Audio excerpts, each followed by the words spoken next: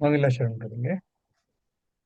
ओम नमः सिद्धेभ्यः जय श्री ओम नमः सिद्धेभ्यः जय श्री ओम नमः सिद्धेभ्यः। मंगलम भगवान वीरो मंगलम गौतमो गणी मंगलम कुंद कुंदाद्यो जैन धर्मोस्तु मंगलम सर्वमंगल मांगल्यम सर्वकल्याणकारकम प्रधानम सर्वधर्माणां जैनम जयतु शासनम जैनम जयतु शासनम जैनम जयतु शासनम नमे समय साराय स्वानुभूत्या चकाशते चित स्वभावाय भावाय सर्वभावांतरच्छिदे। समय सार नाम का ग्रंथ हम पढ़ रहे हैं, जिसके अंत में दिए गए परिशिष्ट में से आत्मा की जो 47 शक्तियां हैं उनका विवेचन हम कर रहे हैं। तो अब तक हमने जो है 23 24 शक्तियां के बारे में पढ़ा। उसके आगे की शक्तियां हम पढ़ेंगे और प्रमुखता से अपने आत्मा में होने वाली जो बहुमान करने योग्य जो शक्तियां हैं उनसे परिचित होंगे।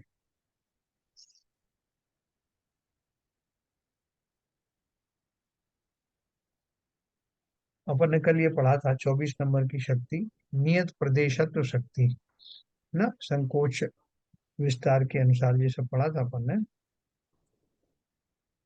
इस 24वीं नियत प्रदेशत्व से हम वहीं से शुरू करेंगे।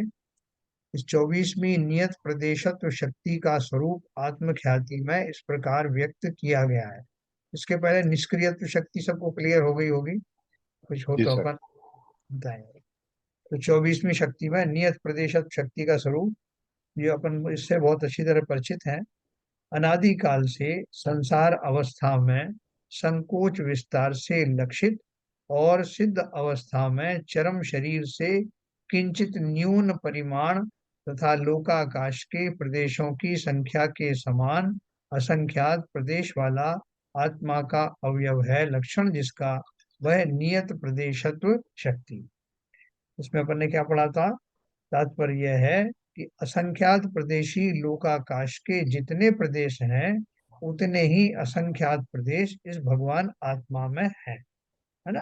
अगर हम इसकी जो स्पेस की बात करें कि आत्मा कितना स्पेस ऑक्युपाई करती है, तो बोलेंगे जितना लोकाकाश है उतना स्पेस ऑक्युपाई करने वाले उसमें उतने ही प्रदेश हैं जितने की लोकाकाश में।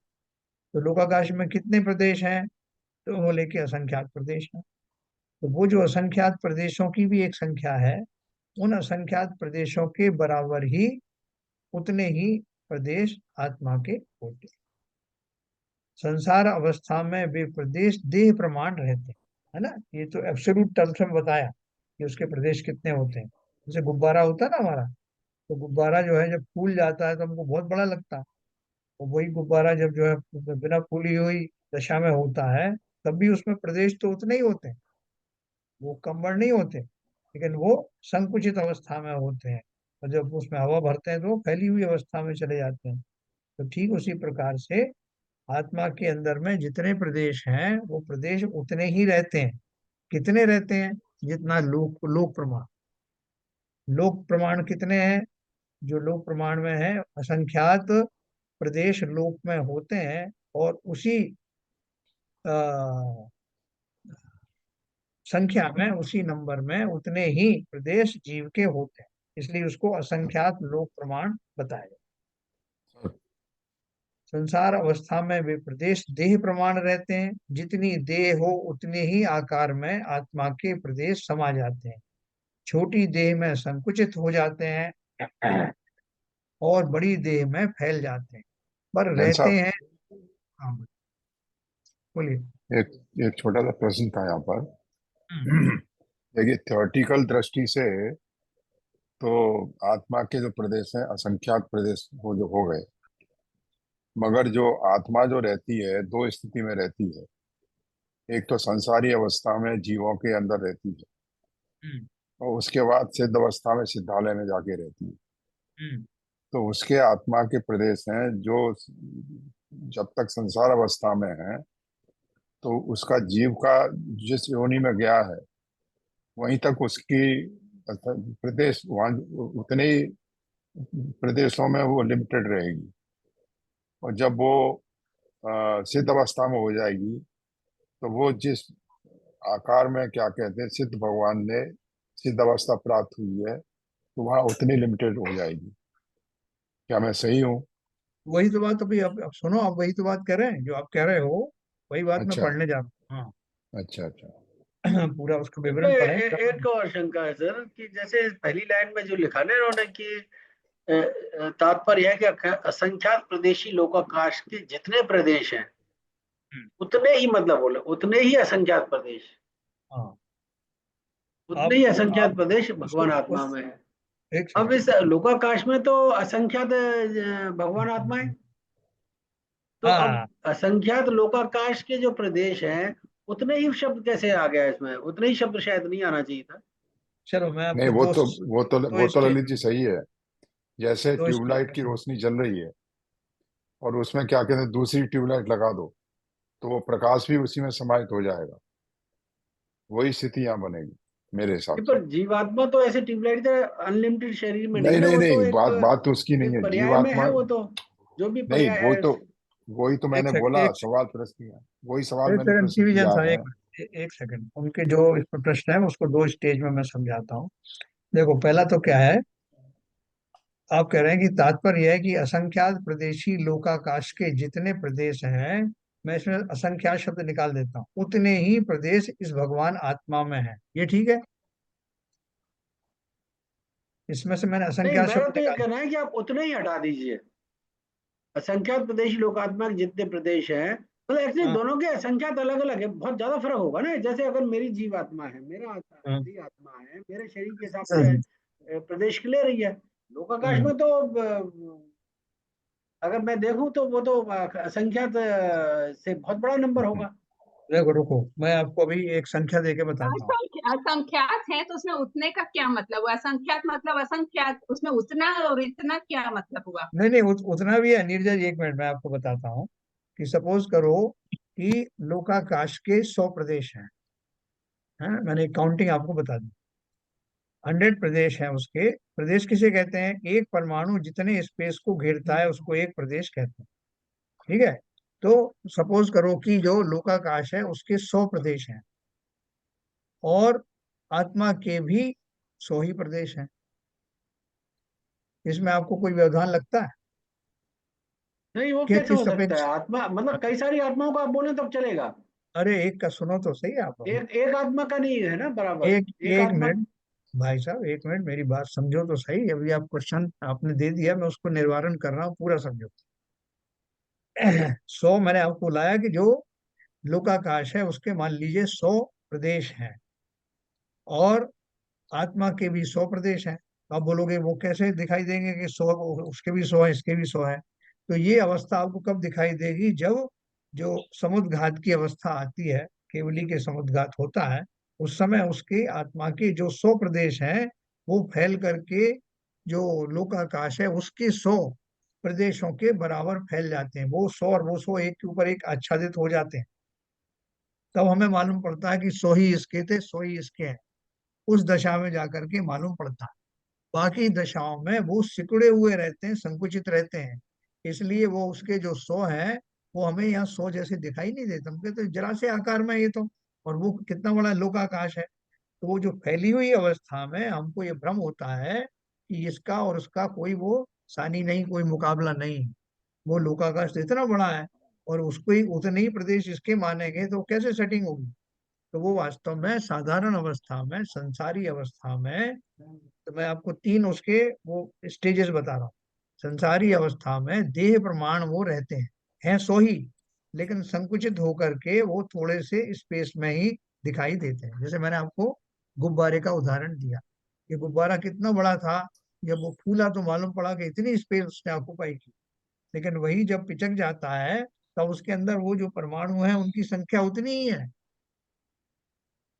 ठीक उसी प्रकार से जो असंख्यात प्रदेश 100 की बजाय अब मैं उसका उसका परिमाण बढ़ा करके उस लोकाकाश का बोलता हूँ असंख्यात प्रदेशी है। तो ठीक उतना ही असंख्यात प्रदेशी आत्मा में, जैसे 100 से मैंने कंपेयर किया था, अभी मैं असंख्यात से कंपेयर कर रहा हूँ। ये तो हुई एक बात। दूसरी बात यह है कि आपने बोला कि एक आत्मा ने अगर उसमें उतने 100 प्रदेश, असंख्यात प्रदेश ऑक्युपाई कर लिए लोकाकाश के, तो बाकी आत्माएं क्या करेंगी?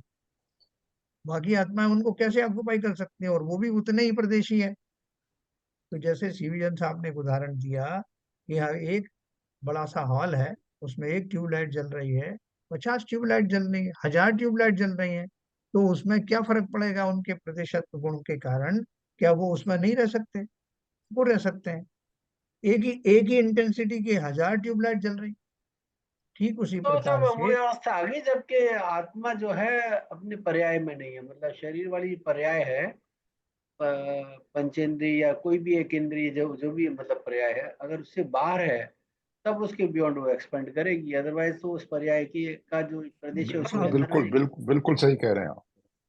नहीं, वो अभी पूरा तो सुन लो, एक तो बात है, अभी ये पूरा पैराग्राफ पढ़ने के बाद में अपन उसको एनालाइज करेंगे, क्योंकि सारी बातें इसमें दी हुई हैं जो आप कह रहे हो। अंदाज लगाने की जरूरत नहीं है, इसमें वही के वही दिया हुआ है।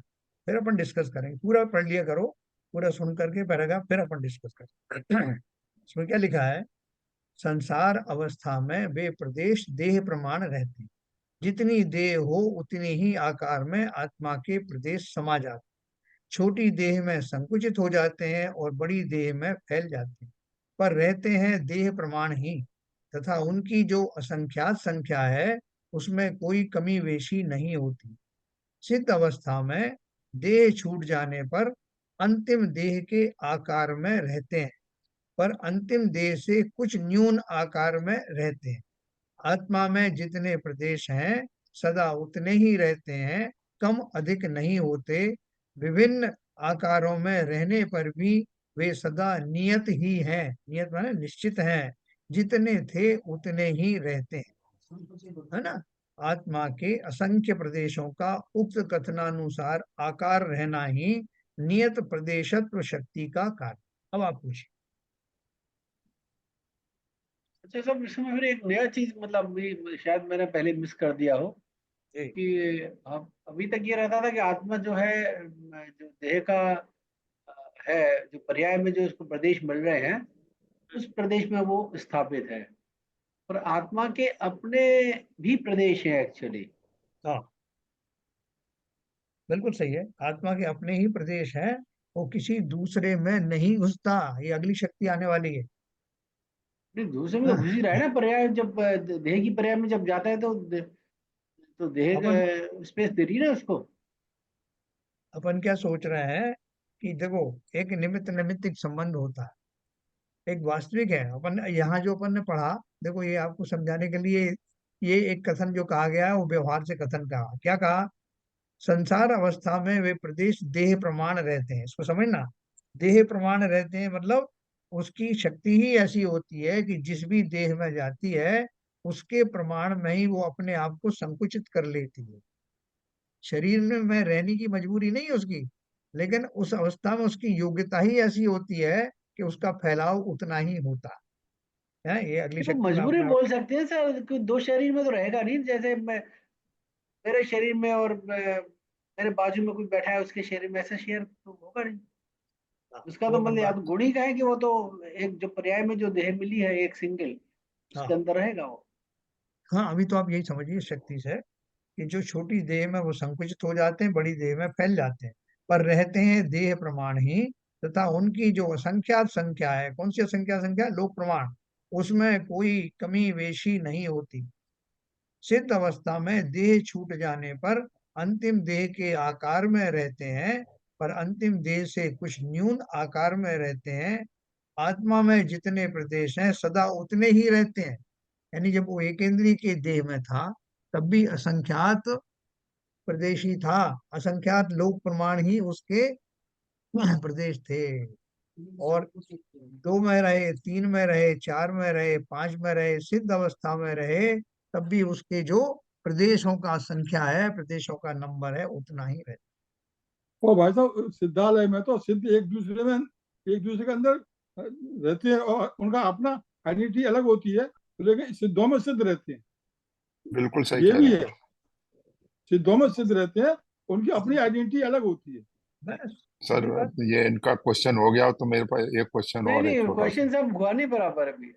नहीं तो हाँ अभी मैं बोलिए। इसलिए एक्चुअली मैंने बोला अगर इनका आपका हो गया हो तब हाँ हाँ सुनिए मेरी अब पूरी बात, हाँ पूरी बात बोलिए सुन बोलिए। लीजिए करो। हाँ बोलिए सर, अब क्या रह गया आपका?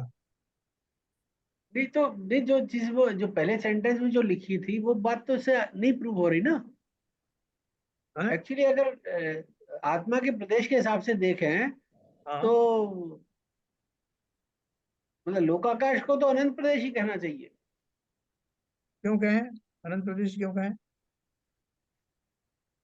लोकाकाश जो आत्मा है वो तो देह में ही है, चाहे एक इंद्रिय जीव की हो या पंचेंद्रिय की जीव, तो अरे उसमें भैया तो प्रदेश लिमिटेड ही मैंने है। आपको एक चीज बताई कि एक एक जाल है, समझ लो कि नेट है। नेट में जो है वो बहुत सारे होल हैं, वो असंख्यात होल हैं। तो जब आत्मा अच्छा, वो एक आत्मा जब छोड़ रही है शरीर को तो भी पुराने शरीर से न्यून न्यून आकार में है, इतना कभी फैली नहीं रही है। जैसे अगर अभी मेरा शरीर है छोड़ा, तो भी मेरे शरीर से न्यून आकार में से जा रही है, जहां भी जा रही है एक्चुअली।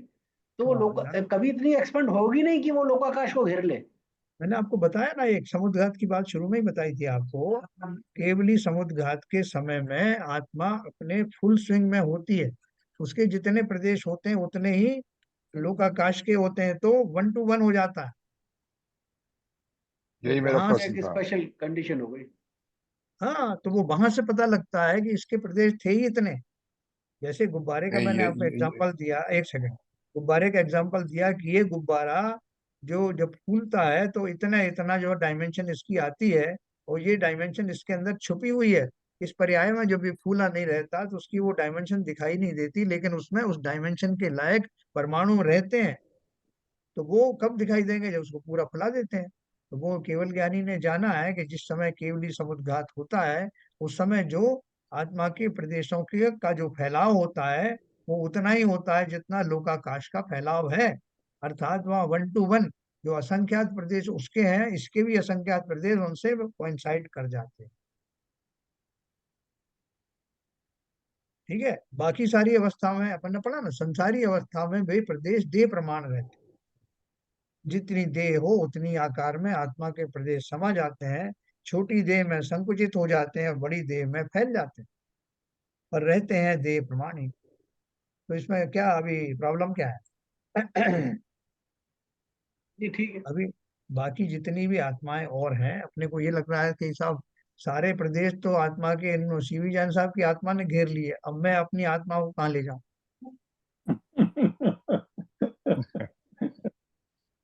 हैं? ऐसा संकट खड़ा हो जाएगा सबको। सब उसमें मारा कूटी शुरू हो जाएगी कि तुमने अपने प्रदेश वहां तक फैला दिए, मैं कहाँ फैलाऊं? जैसे कपड़े सुखाते हैं ना, मैं तो तो साहब पहले इस वहां तार लोटा पे, रख के आया था, मैं तो पहले नहीं वहां लोटा नहीं, रख के आया था, तो कैसे आ इस गया? तार पे इनके कपड़े सूख रहे हैं, मैं कहाँ सुखाऊं? हैं? तो आत्मा के जो जो प्रदेश है, अनंत अवगाहन देने वाला है। जो प्रदेश लोकाकाश है, लोकाकाश के अंदर में कितनी जीव, कितने आत्मा, कितने जो है पुद्गल द्रव्य रहते हैं, अनंत अवगाहन देने वाले हैं। और ये प्रदेशों का प्रमाण बताया है कि आत्मा प्रदेश, आत्मा के जो प्रदेश हैं वो कितने हुए टोटल नंबर वाइज, कि उतने ही हैं जितने की लोकाकाश के प्रदेश हैं। और ये नजारा देखने को मिलता है जब केवली समुद्घात होता है। उससे ये सिद्ध होता है कि प्रदेश तो हैं इतने, लेकिन वो संकुचित रहते हैं संसारी अवस्था में। और यहाँ तक कि सिद्ध अवस्था में भी वो पूरी तरह फैलते नहीं है। वहां भी वो अंतिम शरीर से के जिससे थोड़ा सा न्यून रह करके उतने आकार में सिमट जाते। ठीक वहां है पर सर। स्थिर हो जाते हैं। अच्छा, अच्छा। वहां से एक्सटेंड नहीं होते। वहां पर स्थापित हो जाते हैं, फिर नहीं हाँ कभी कभी एक्सटेंड नहीं होते, केवल अच्छा, संसारी सर अवस्था में ही होते। मैं सवाल पूछूं अभी? हाँ बोलिए। नहीं, मेरा सवाल वही था समुद्र घाट वाला जो आपने क्लियर समुद्र, किया। समुद्र नहीं, समुद्र समुद्र घाट घाट। समुद्र, है। समुद्र घाट। हाँ, समुद्र समुद्र समुद्र घाट। घाट। घाट वाला। हाँ समुद्र घाट वाला प्रश्न है हाँ कि आपने बताया जब समुद्र घाट की स्थिति बनती है, हाँ। ये स्थिति मेरा ख्याल है अरहंत जब केवली बनने को होते हैं उस समय पैदा होती है। तो नहीं, नहीं नहीं, तो केवली बनने की बात केवली नहीं से जब वो बनते हैं, है। ये अंतिम जब जो उनकी अवस्था होती है ना, सिद्ध बनते हैं। सिद्ध बनने से पहले उनके हाँ, जो वही कहने का अ, मतलब है, जब सिद्ध बनने को होते हैं हाँ उस समय 84 समुद्र, प्रकृति।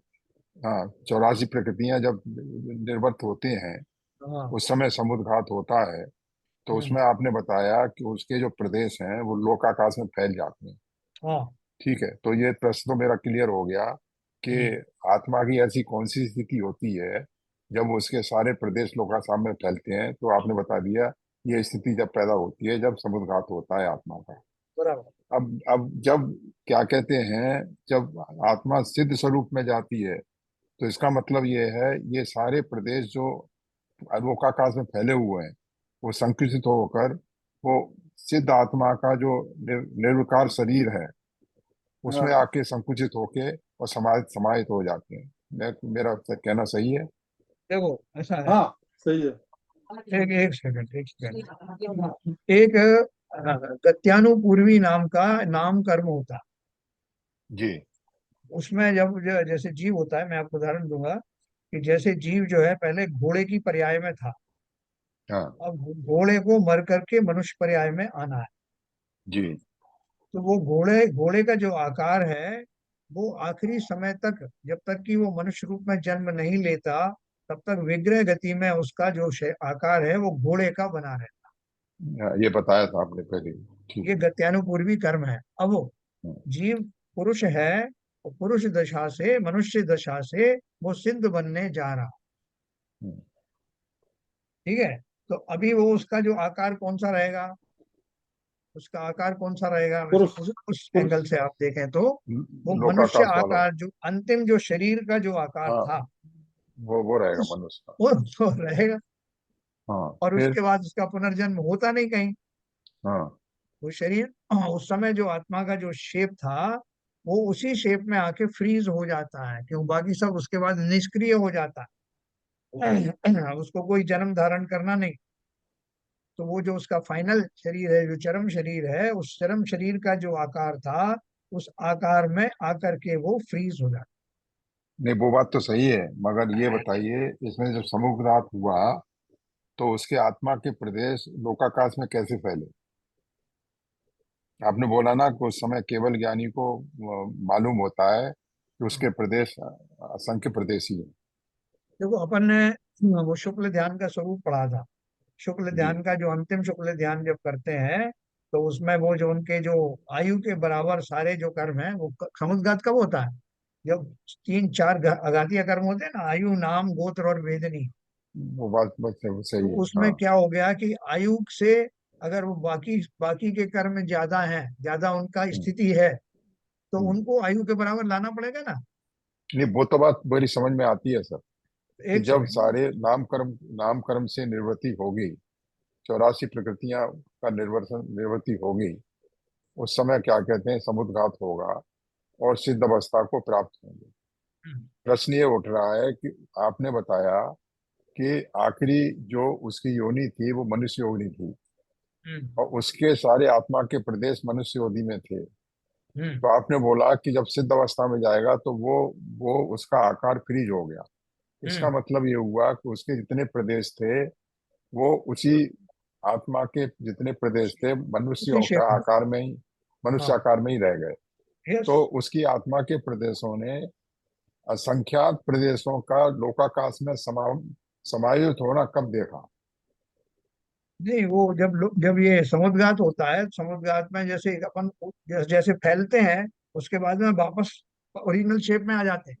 हाँ, वही मैं पूछ रहा था, वही हाँ। क्लैरिफाई कर रहा था कि हाँ मैं वो समझ गया आपकी बात। फैलने की अवस्था कब आती है, फिर उसके बाद वो संकुचित होके वो ओरिजिनल शरीर में आ जाता है। मेरा आ प्रश्न जाते हैं। यही था सर। हाँ बिल्कुल बिल्कुल, उसी टाइम में होता है वो, केवली केवली समुद्रघात कहलाता है। तो वो उस समय जो उनकी जो प्रक्रिया चलती है आत्म प्रदेशों का फैलना, उसमें आता है दंड के रूप में, कपाट के रूप में वो फैलते हैं, ऐसे ऐसे रूप में आते हैं, अपन ने पढ़ा था ज्ञानावरण में। तो उसके हम्म, बाद में फिर वो ओरिजिनल उसमें आ जाते हैं। वो एक एक अच्छा अंतर अच्छा। मुहूर्त में एक थोड़े से समय के लिए वो फैलते हैं, और उसमें वो जो जिसके लिए फैले थे वो काम हो जाता है। तीनों अघातीय कर्म और घातीय ये आयु एक बराबर उस प्रोसेस में हो जाते हैं और वो वापस अपने नॉर्मल उसमें आ जाते हैं। क्लियर हो गया था, यही यही मेरा डाउट था बस। और थैंक ये यू। हर एक जीव के लिए नहीं होता, कभी कभी संघात होता भी नहीं किसी जीव का। हर एक का नहीं नहीं, नहीं वो होता। तो जो सिद्ध अवस्था में जाएगा बाबूजी, उसी के लिए होगा। नहीं नहीं, नहीं सबके ऐसा लिए नहीं है। है, एक सिद्ध सेकंड, अवस्था में सबके लिए नहीं है। मैं क्लियर ये सिद्ध करता हूँ अवस्था में सबके लिए। कि वो जो समुद्घात, केवली समुद्घात है, वो सभी जीवों को समुद्घात करने की जरूरत नहीं पड़ती। किन जीवों को नहीं पड़ती? कि जिनका ऐसा जो मिसमैच नहीं है, जिनका आयु कर्म के साथ में और बाकी तीन कर्मों का मिसमैच नहीं है, या थोड़ा बहुत मिसमैच है उसमें आता है, उसके कंडीशन आती है, तो उस कंडीशन में उन उन जीवों को समुद्घात करने की जरूरत नहीं पड़ती। तो भले ही पढ़े या ना पढ़े, ये उदाहरण के द्वारा हम ये समझते हैं कि समुद्घात के समय में ये क्या जो होता है? अवस्था है वो दिखाई देती है कि जितने उसके लोक प्रमाण प्रदेश हैं वो पूरे उसमें प्रदेश में फैल जाते देखिए सर, हैं। जहाँ वहां से तक जहाँ तक ये समुद्रघात की स्थिति है, ये तो जब दूसरा ग्रंथ पढ़ेंगे और जब आप पूरी विवेचना करेंगे तब समझेंगे इस बात को।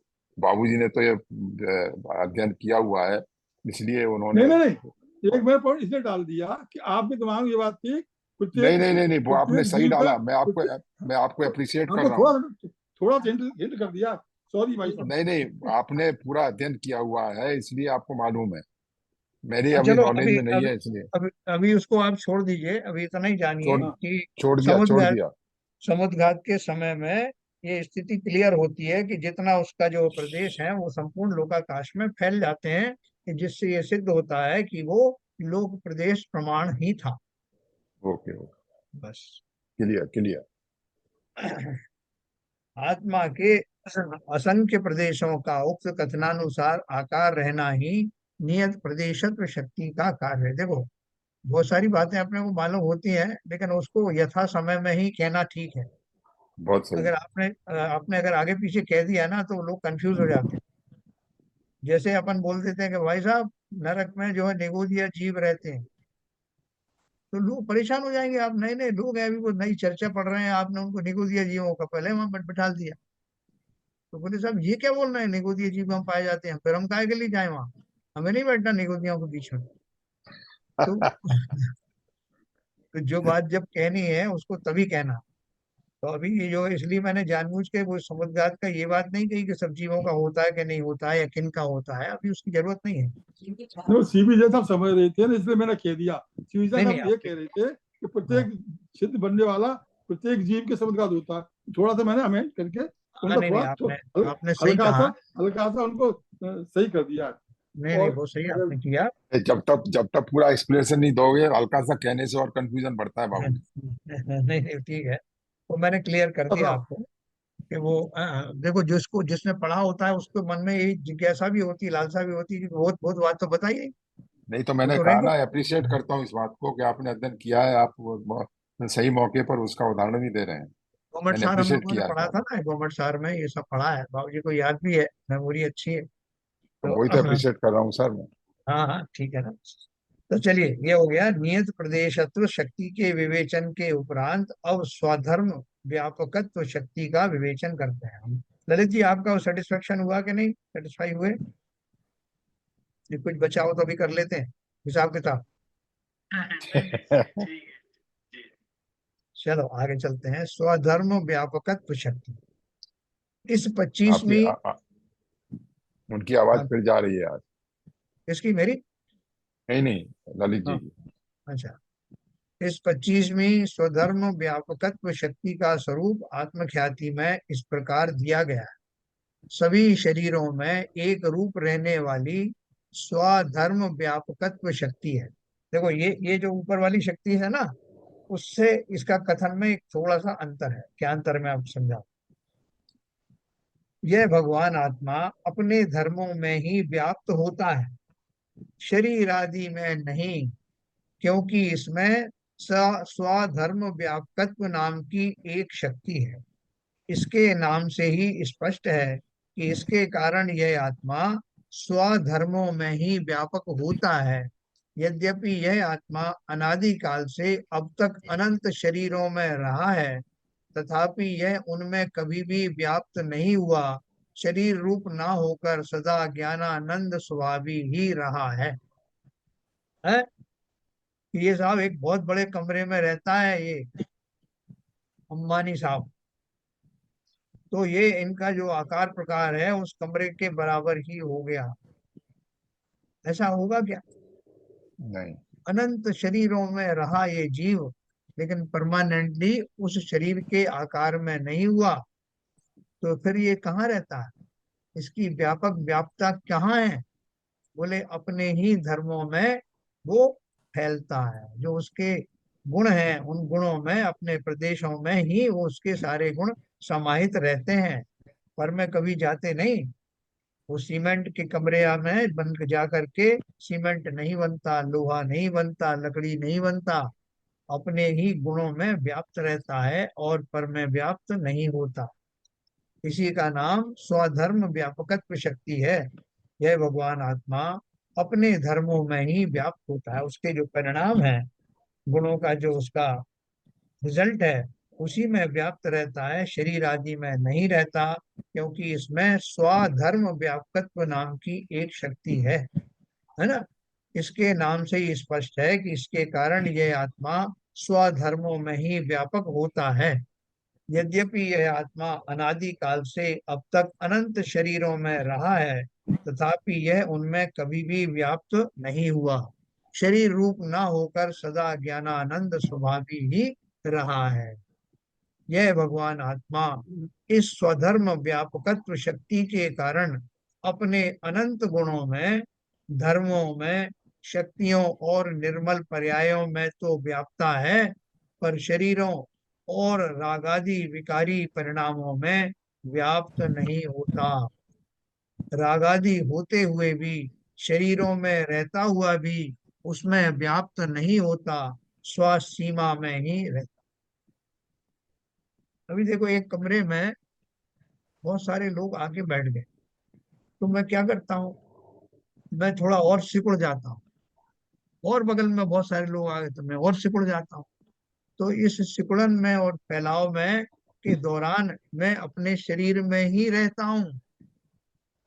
ऐसा नहीं कि जब मुझे कोई नहीं है साहब तो मैं फैल के बैठ जाऊं। कितना फैलूंगा? ये साहब मैं पूरे कमरे में फैल सकता हूँ। कैसे फैलोगे? और जब कोई आ गया तो बिल्कुल सिमट करके बैठ गए, तब भी आप अपने शरीर में ही हो। वो फैले हुए हो तब भी शरीर में ही हो। शरीर के बियॉन्ड नहीं जा सकते। जितनी शरीर की फैलाव की शक्ति है उतने तक आप फैल सकते हो, जितनी संकोचन की शक्ति है उतने संकुचित हो सकते हो, लेकिन पर में नहीं घुस सकते। तो इसके इसी प्रकार से आत्मा के जितने गुण हैं, जितने धर्म हैं, उसी में वो व्याप्त रहता है। उसके बाहर नहीं जाता, उसके बियॉन्ड नहीं जाता। इसमें रागादि धर्म, होते हुए। सर इसमें धर्म का मतलब ये चारों अनंत चतुर्थ गुण है, अनंत शक्तियां हैं। हाँ, धर्म का अर्थ है उसके जो जो परिणाम है, उन गुणों के कारण रहने वाली उसकी जो दशाएं हैं वही उसके धर्म है। जैसे अग्नि का अच्छा। है कि गुण है, अग्नि का गुण है उष्ण रहना। उष्णता अग्नि का धर्म है, या ज्वलनशीलता उसमें उसका एक गुण है। आताप उसका गुण है, और जलाना उसका धर्म है।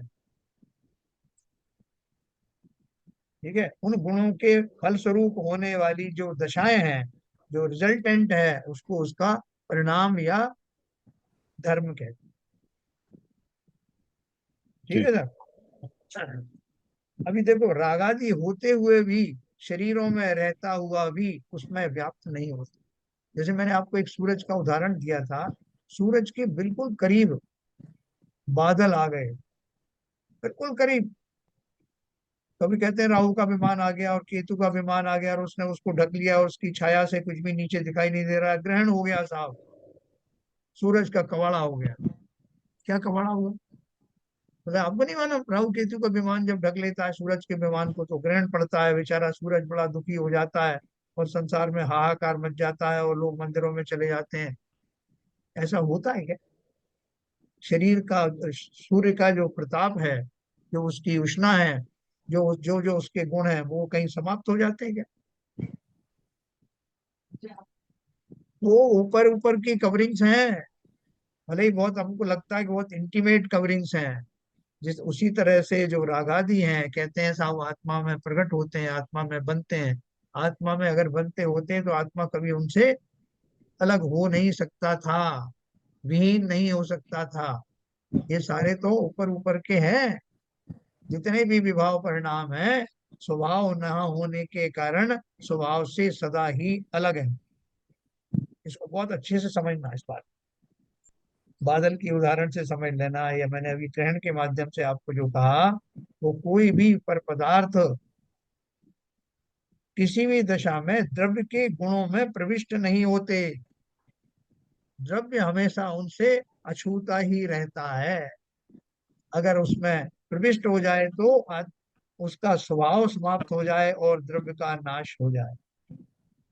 द्रव्य तो बने ही वो छह हैं जिनमें वो ही गुण रह सकते हैं जिनके कारण उसको अमुक अमुक द्रव्य की संज्ञा दी गई है।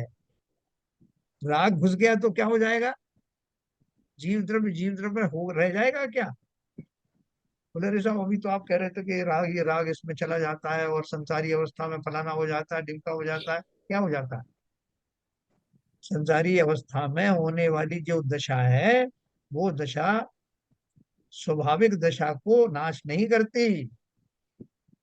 विवाह आदि परिणाम होते हैं। अभी मैं बीच बीच में मान लो मैं सोच लूं कि साहब मुझे ऐसा लग रहा है कि मैं स्त्री हूँ, मुझे ऐसा लग रहा है कि मैं सिंह हूँ, तो हो गया क्या सिंह? तो राम गुलाल थे ना, वो जो बहुरूपिया बना था, उसने सिंह का वेश धारण किया था राजा के कहने पर, और उसने वैसी ही आकृति बनाई, शुरू उसको सिंह जैसा ही पूरा अपना रोल अदा किया। उसको उसने ऐसा ही महसूस किया कि मैं सिंह हूँ, और ऐसे ही उसने मार दिया राजकुमार को। तो उस अवस्था में भी वो सिंह हो गया क्या?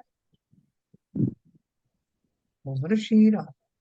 ठीक उसी प्रकार किसी भी रूप में, कहीं भी, किसी दशाओं में, रागादि की दशाओं में, अज्ञान की दशाओं में, एकेंद्रीय दशाओं में, कभी भी ये जीव अपने स्वभाव से विहीन नहीं हुआ। इसलिए जीव द्रव्य ही बना रहा। ये डंके की चोट पर याद रखना, किसी भी परिस्थिति में कोई भी परद्रव्य, कोई भी विभाव मेरे स्वभाव में प्रविष्ट नहीं हो। ठीक है सर। पानी कितना ही गर्म हो जाए, अग्नि के संस्कारों से पानी की वो H2O शिप खत्म नहीं होती, वो वही बनी रहती। तो रागादि होते हुए भी, शरीरों में रहता हुआ भी, उसमें व्याप्त नहीं होता, स्वसीमा में ही रहता है। इस प्रकार स्वधर्म व्यापकत्व शक्ति का निरूपण करने के उपरांत अब साधारण असाधारण, साधारण असाधारण धर्मत्व शक्ति का निरूपण करते। देखो, आपको एक विशेष विशेष शक्ति से मिलवा रहे हैं जिसका नाम ही इतना लंबा चौड़ा। हाँ ललित जी, वो ये क्लियर हो गई आपकी ऊपर वाली स्वधर्म व्यापक शक्ति। अभी इसमें देखो, साधारण असाधारण और साधारण असाधारण दोनों मिली हुई, ऐसे तीन रूप की जो मिलाप होता है, ऐसी एक शक्ति भी आत्मा के होती है। क्या शक्ति है? इस 26वीं साधारण असाधारण, साधारण असाधारण धर्मत्व शक्ति का स्वरूप आत्मख्याति में इस प्रकार स्पष्ट किया गया। स्व और पर दोनों में परस्पर समान, असमान और समान असमान, ऐसे तीन प्रकार के भावों के धारण करने रूप यह साधारण असाधारण और साधारण असाधारण धर्मत्व शक्ति है। सामान्य गुणों को साधारण धर्म कहते हैं। सामान्य जो गुण है उनको साधारण धर्म कहते हैं, कॉमन। और विशेष गुणों को असाधारण धर्म कहते हैं, स्पेशल गुण। और जिन धर्मों में सामान्यपना और विशेषपना, यानी कॉमन भी है और स्पेशल भी है, दोनों विशेषताएं भी प्राप्त हों, उन धर्मों को साधारण असाधारण धर्म कहते हैं। ठीक है। तो साधारण हो गया, असाधारण हो गया, और साधारण असाधारण हो गया, तीन तरह के। अभी आगे उसको एक्सप्लेन करता हूँ। सभी द्रव्यों में पाए जाने के कारण, है ना, कुछ गुण ऐसे होते हैं जो सभी द्रव्यों में समान रूप से पाए जाते हैं, कॉमन है। वो कौन से हैं? ऊपर ने पढ़ा था। अस्तित्व, वस्तुत्व, द्रव्यत्व, प्रमेयत्व आदि गुण या धर्म साधारण धर्म है। ये सभी में पाए जाएंगे, जीव में भी पाए जाएंगे, पुद्गल में भी पाए जाएंगे, धर्म अधर्म, आकाश और काल में भी पाए जाएंगे। तो सभी द्रव्यों में पाए जाने के कारण अस्तित्व, वस्तुत्व, द्रव्यत्व, प्रमेयत्व आदि गुण या धर्म साधारण धर्म है। आत्मा से भिन्न उद्गल पदार्थों में नहीं पाए जाने और केवल आत्मा में ही पाए जाने के कारण। कौन से गुण ऐसे हैं जो जो सिर्फ जीव में पाए जाते हैं? वो है ज्ञान, दर्शन, सुख आदि। ये सब असाधारण धर्म हैं, स्पेशल धर्म है जीव के। और आत्मा धर्म द्रव्य, अधर्म द्रव्य, आकाश और काल द्रव्यों में पाए जाने के कारण, नहीं सॉरी, वो एक लाइन छूट गई। ज्ञान, दर्शन, सुखादि असाधारण धर्म हैं तथा मात्र पुद्गल में न पाए जाने वाला अमूर्तत्व पुद्गल का असाधारण धर्म, और आत्मा धर्म द्रव्य, अधर्म द्रव्य, आकाश और काल द्रव्यों में पाए जाने के कारण वह साधारण धर्म भी है। इस प्रकार अमूर्तत्व साधारण असाधारण धर्म है। देखो, एक ये सब तो आपने ऊपर के क्लियर हो गया आपको कि आत्मा में पाए जाने वाले गुण कौन से हैं। ज्ञान, दर्शन, सुखादि असाधारण गुण हैं, है ना। और उद्गल द्रव्य में जो पाए जाने वाले गुण हैं, जो उद्गल द्रव्य के विशेष गुण क्या है? स्पर्श, रूप, गंध आदि जो है उसके असाधारण गुण है, ठीक है। और एक अमूर्तत्व नाम का गुण है, वो जीव में पाया जाता है लेकिन सभी द्रव्यों में नहीं पाया जाता। जीव में पाया जाता है ना अमूर्तत्व गुण, लेकिन सभी द्रव्यों में नहीं पाया जाता। एक द्रव्य छूट जाता है, कौन सा? उद्गल द्रव्य में वो नहीं होता। इसलिए उस अपेक्षा से ये जीव का एक असाधारण गुण है। उद्गल में नहीं है, अर्थात सभी द्रव्यों में नहीं है, लेकिन जीव द्रव्य में है। ऐसा अमूर्तत्व गुण होने से आत्मा का वो असाधारण गुण है। अब वो साधारण क्यों है?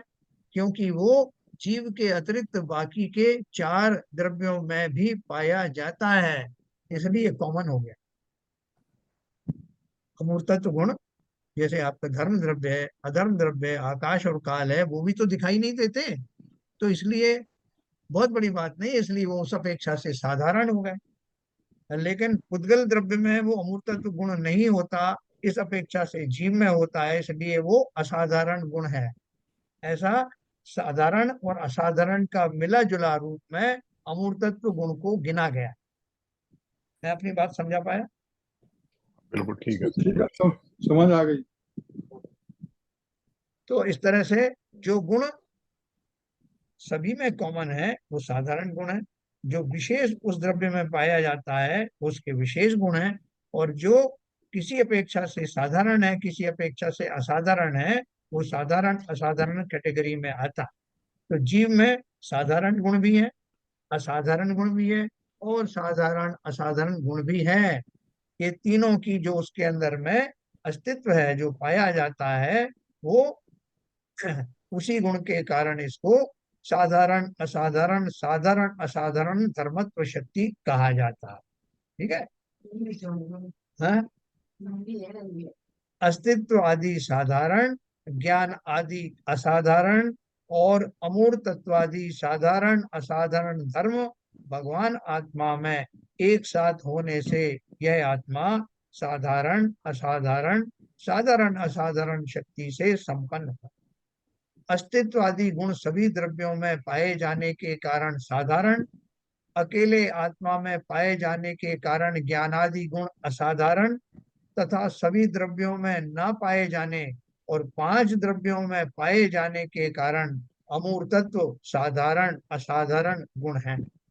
इस प्रकार इस भगवान आत्मा में साधारण असाधारण साधारण असाधारण धर्मत्व शक्ति है। इस प्रकार इस शक्ति का निरूपण करने के उपरांत अब अनंत धर्मत्व शक्ति का निरूपण करते। आप बोलोगे कहाँ फंसा दिया आपने? साधारण असाधारण असाधारण साधारण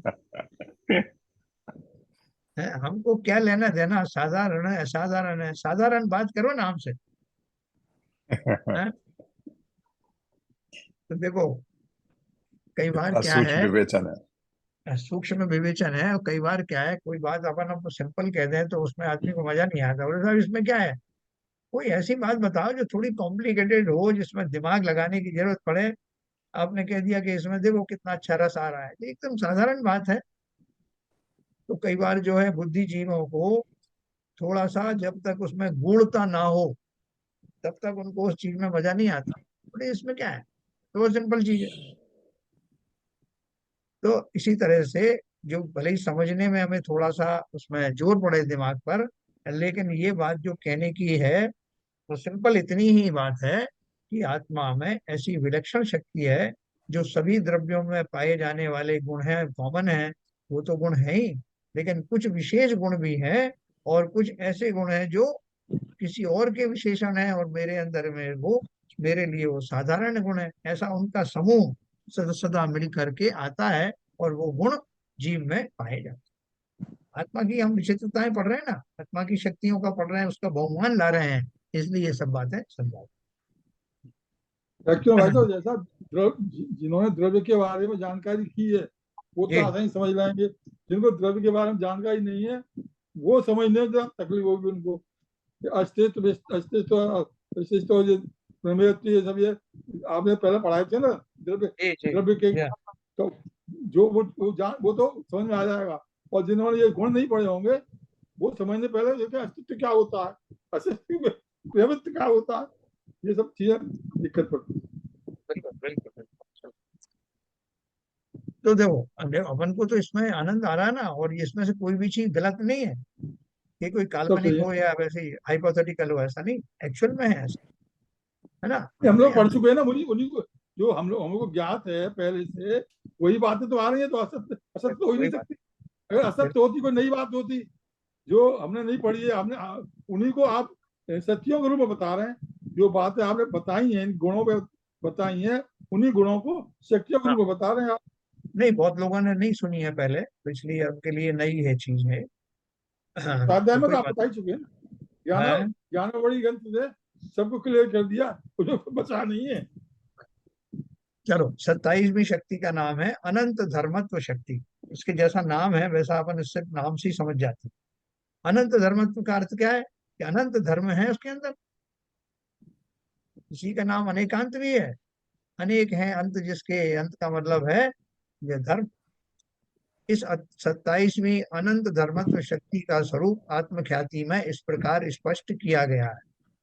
परस्पर भिन्न लक्षणों वाले अनंत स्वभावों से भावित ऐसा एक भाव है लक्षण जिसका ऐसी अनंत धर्मत्व शक्ति है। हाँ, देखो आपको और भी विचित्रताएं मालूम पड़ेंगे। साधारण असाधारण, साधारण असाधारण धर्मत्व शक्ति से यह बात तो स्पष्ट हो गई थी कि भगवान आत्मा में साधारण असाधारण और साधारण असाधारण तीन प्रकार के धर्म या गुण पाए जाते हैं, पर यह स्पष्ट नहीं हो रहा था कि वे धर्म हैं कितने। हम्म? अर्थात इस एक आत्मा में कितने धर्मों को धारण करने की शक्ति है। अतः अनंत धर्मत्व शक्ति में यह बताया जा रहा है कि इस भगवान आत्मा में अनंत धर्मों को धारण करने की शक्ति। क्या बोले साहब कितने मेहमान आने वाले हैं साहब? बोले 50 मेहमान साहब हमारे हैं, 50 इनके हैं और 100 उनके हैं, तो इतनी जगह चाहिए साहब। तो बोले साहब इसके लिए तो आप ऐसा करो कि फला फला हॉल ले लो, उसमें आपको ये मिल जाए। बोले साहब ये तो और भी ज्यादा है, ये कम से कम 10,000 लोग आ रहे हैं, तो क्या करें? बोले फलानी जगह के गार्डन में ले जाओ इनको। तो बोले उससे भी ज्यादा है तो फिर क्या करें? बोले साहब फिर तो नहीं हो सकता, फिर तो आप बैचेस में लेके आओ तो हो सकता है, ऐसी जगह तो कहीं है ही नहीं। तो हर एक की एक सीमा होती है। लेकिन यहाँ क्या बोल रहे हैं कि आत्मा के बारे में पूछा जाए कि उसमें कितने धर्म समाहित हो सकते हैं, तो उन्होंने बोला अनंत हो सकते हैं। इस भगवान आत्मा में अनंत धर्मों को धारण करने की शक्ति है। विभिन्न लक्षणों के धारक विभिन्न अनंत गुणों को धारण करने की शक्ति का नाम ही अनंत धर्मत्व शक्ति। अनंत चतुष्टय के धनी तुम ही हो सरदार, मुक्ति बधू के कंत के तुम, कंत तीन तुम, भुवन तीन तीन भुवन भुवन के राज। है। अपन तो खाली उनकी महिमा गाने के लिए करते हैं, हे भगवान आप कैसे हैं, अनंत चतुष्टय के धारी हैं। तो भगवान ने जवाब दिया कि तुम कौन से कम हो। भक्ति भाव में तो ये बोल रहे हो, लेकिन अपने को क्यों भुला बैठे हो? तुम्हारे अंदर भी वही है। अपनी शक्तियों को पहचानो, तुम भी वही हो। तो ये अनंत शक्तियों के माध्यम से, शक्तियों के 47 शक्तियों के माध्यम से हम अपनी ही महिमा को समझ रहे हैं कि मैं किसी से कम नहीं हूँ। विभिन्न लक्षणों के धारक, विभिन्न अनंत गुणों को धारण करने की शक्ति का नाम ही अनंत धर्मत्व शक्ति है। 28वीं शक्ति और पढ़ेंगे, विरुद्ध धर्मत्व शक्ति है, उसके बाद समाप्त करेंगे। इस 28वीं विरुद्ध धर्मत्व शक्ति का स्वरूप आत्मख्याति में इस प्रकार स्पष्ट किया है। तद रूपमयता और अतद रूपमयता जिसका लक्षण है, उस शक्ति का नाम विरुद्ध धर्मत्व शक्ति है।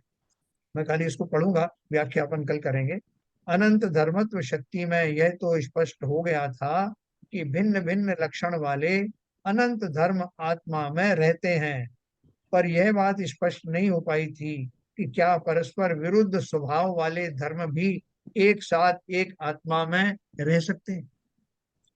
यह विरुद्ध धर्मत्व शक्ति यह बताती है कि न केवल अनंत धर्म है, किंतु परस्पर विरोधी प्रतीत होने वाले अनंत धर्म युगल भी आत्मा में एक साथ रहते हैं। विभिन्न लक्षणों वाले अनंत गुणों को धारण करना अनंत धर्मत्व शक्ति का कार्य है, और परस्पर विरुद्ध प्रतीत होने वाले अनंत धर्म युगलों को धारण करना विरुद्ध धर्मत्व शक्ति का कार्य है। इस विरुद्ध धर्मत्व शक्ति में यह मात्र यही बताया गया है कि इस भगवान आत्मा में न केवल विभिन्न लक्षण वाले गुण एक साथ रहते हैं, अपितु यह भी स्पष्ट किया गया है कि परस्पर विरुद्ध प्रतीत होने वाले अनंत धर्म भी एक साथ ही रहते हैं। इस प्रकार विरुद्ध धर्मत्व शक्ति के निरूपण के उपरांत तत्व शक्ति और अतत्व शक्ति की चर्चा करेंगे। तो ये कल मैं आपको इसके बारे में विरुद्ध धर्म शक्ति का थोड़ा सा अपन विश्लेषण करेंगे। वैसे तो बहुत क्लियर है, लेकिन ये कौन से विरुद्ध स्वभाव हैं और वो कैसे रहते हैं, आपस में लड़ते रहते हैं या मिलजुल के रहते हैं, इसकी चर्चा अपन कल करने वाले जैसा आत्मा नित्य भी है, कोई नित्य भी है। उदाहरण नहीं दिया इसमें किसी ये हैं। कल देंगे ना उदाहरण, जैसे आत्मा शक्ति नित्य का भी है, नित्य भी है। ललित जी कल कल देंगे इसका विवेचन, कल हाँ करेंगे अपन, है ना। उदाहरण से कल क्लियर करेंगे। होगा ये। नहीं तो कल बोला मैं ना, कल विश्लेषण करेंगे। करेंगे, कल आपसे भी पूछूंगा मैं उदाहरण, और मैं अपनी तरफ से भी दूंगा। ठीक है सर। एक ही आप पता ही सुन। कल का तो इंतजार लोग, कीजिए। लोगों की संख्या कम हो गई कुछ, या तो शक्तियां लोगों को पसंद नहीं आ रही। नहीं, अच्छा, दस राखी के दस लोग। चक्कर, छुट्टियों का चक्कर है। आपने ज्यादा शक्ति लगा दी है। नहीं, लोगों ने कहा इतनी शक्ति कहाँ रखेंगे आप, है थोड़ी कम कर लो। तो अनंत शक्ति है भैया, कम कितनी करें। शक्ति है, उसमें कम करने का क्या सवाल है। अरे लोग तो शक्तियां मांगते रहते हैं, नई नई शक्तियां चाहिए। रावण के पास में इतनी सारी विद्या रूपी शक्तियां थी, फिर भी उसने बहुरूपणी विद्या सिद्ध की। हाँ, हमारे पास तो जन्मजात स्वभाव रूप से ये शक्तियां हैं। उनको पहचानो और अपने आप को अनंत शक्ति का धारी महसूस करना शुरू कर दो, पर्याय में कल्याण अवश्य होगा। चलिए, समय हो गया। जिनवाणी स्थिति।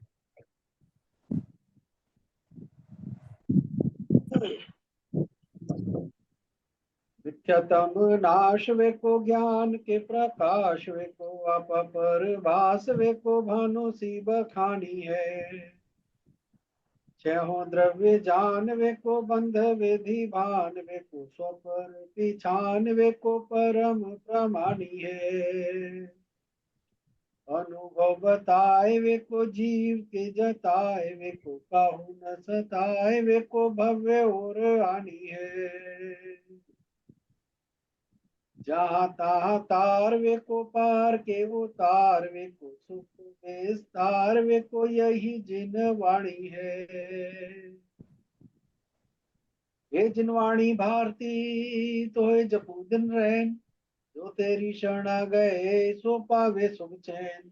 या वाणी के ज्ञान से सूझे लोकालो, तो वाणी मस्तक धरो सदा देते हैं दो, सदा देते हैं दो। दिनवाणी माता की जय। जय। जय